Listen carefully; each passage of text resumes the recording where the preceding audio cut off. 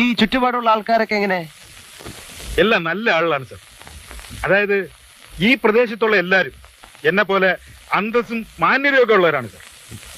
സത്യത്തിൽ മക്കളില്ലാത്ത എനിക്ക് അവരൊക്കെയാണ് സാർ ഏക ആശ്വാസം.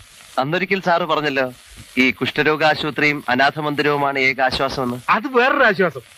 എനിക്ക് സാറിനെ വളരെ ഇഷ്ടപ്പെട്ടു. സ്വന്തം അച്ഛനോടൊക്കെ തോന്നുന്ന ഒരു തരം സ്നേഹം. സാറിനെ കാണാൻ വേണ്ടി എന്റെ മനസ്സ് എപ്പോഴും വെമ്പൽ കൊള്ളുന്നു. ഞാൻ എപ്പോഴും ഈ വീട്ടിൽ വന്നോട്ടെ. പിന്നെന്താ, മക്കളില്ലാത്ത എനിക്ക് ഇതും ഒരു ആശ്വാസമായിരിക്കും. കറക്റ്റ്. ഈ ജനലിൽ കൂടെ പുറത്തേക്ക് നോക്കുമ്പം എന്തൊരു മനോഹാരിത. ഈ മുറി എനിക്ക് വളരെ ഇഷ്ടപ്പെട്ടു.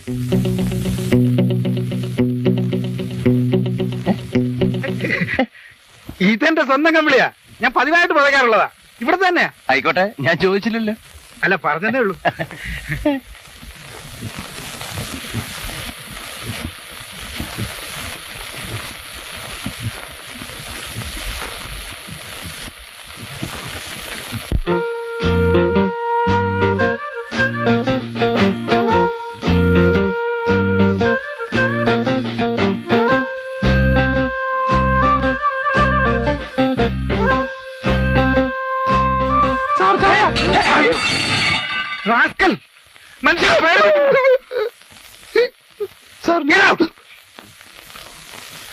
അമ്മ ഒരെ കഴുതകളെ പിടിച്ച് ജോലിക്ക് എടുത്തു.